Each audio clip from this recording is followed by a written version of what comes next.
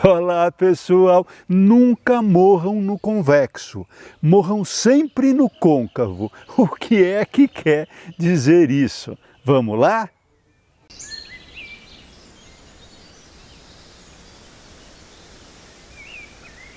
Quando você tem um volume, por exemplo, nunca morra o revestimento ou a cor na quina do convexo.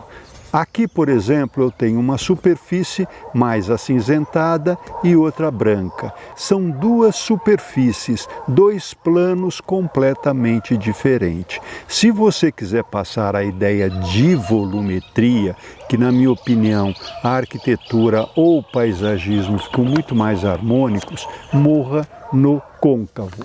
Ou seja, se você tem uma volumetria, como por exemplo aqui, esse volume branco vai morrer na superfície cinza. Aí sim você muda de cor, mas você muda de cor aqui, no côncavo. No convexo, você continua sempre com a mesma cor, com o mesmo revestimento, passando então a forte sensação de que a arquitetura, de que o paisagismo é composto de volumes, de volumetrias, e não apenas de planos, de superfícies. Aqui eu mostro dois exemplos de superfícies revestidas com pedra-ferro. No primeiro exemplo, o revestimento termina no convexo. Então vocês veem claramente que é uma coisa falsa, que essa pedra está revestindo apenas um plano. Olhe que nesse caso passa bastante a ideia que é apenas um revestimento de uma face, ou seja, é uma pedra aplicada. No segundo exemplo, o revestimento não para no convexo, ele vai morrer lá no côncavo, trazendo então a ideia que todo o volume ele é maciço, ele é feito de pedra, fazendo com que ele tenha então um caráter, um peso, uma presença muito mais forte da pedra do que no primeiro exemplo, que é apenas uma superfície. Vejam aqui no projeto dessa gruta que eu usei a mesma pedra-ferro, vocês notem que ela nunca para no convexo, ela sempre vira revestindo toda a superfície. Mesmo nos muros e nas muretas, ela vira, passando sempre essa sensação de solidez, de uma coisa robusta, de uma coisa sólida, e nunca de uma coisa fake. Bem, para estudar isso melhor, vamos analisar o arquiteto que para mim é o papa da volumetria, que é Ricardo Legorreta. Ricardo Legorreta vai utilizar aí muita volumetria com cores, que é uma arquitetura relativamente barata, porque utiliza uma mão de obra relativamente simples, mas tem aí uma personalidade bastante forte, bastante característica. Inclusive, ele usa a vegetação apenas como elemento escultórico. Mas, Abud, nós estamos falando de paisagismo e não de arquitetura aqui no seu canal. É verdade. Então, vamos ver em quem Ricardo Legorreta se inspira, que é nada mais, nada menos do que Louis Barragan, que eu já fiz um vídeo específico aqui mostrando a obra dele.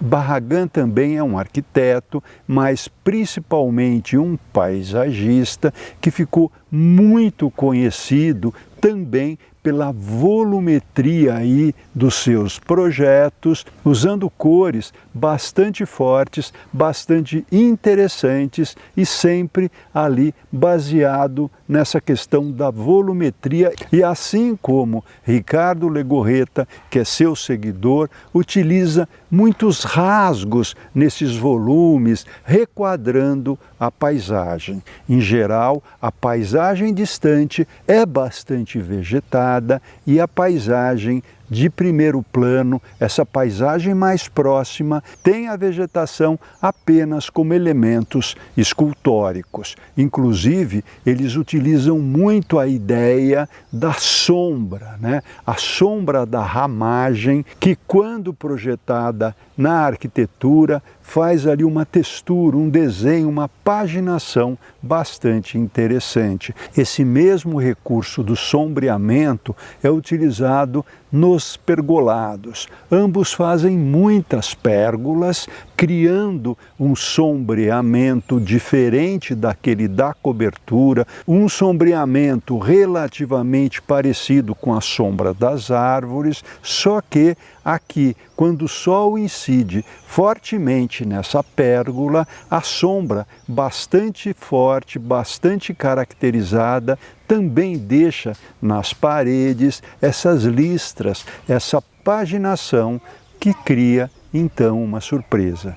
Notem que mesmo na escada, a cor não para no convexo, ela reveste toda a superfície, dando a sensação de uma coisa maciça, de uma coisa sólida.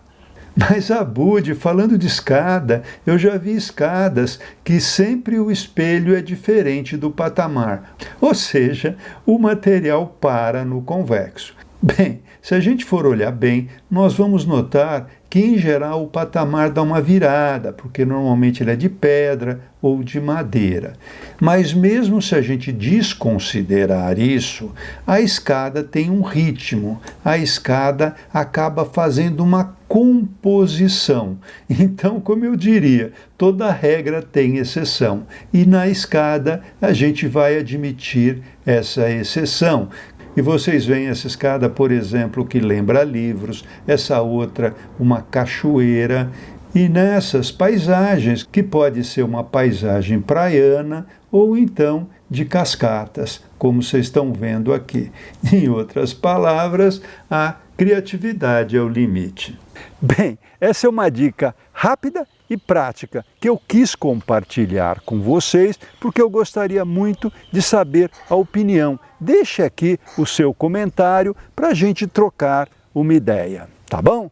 Eu vou terminando e deixando aquele nosso costumeiro e carinhoso abraço para todos vocês.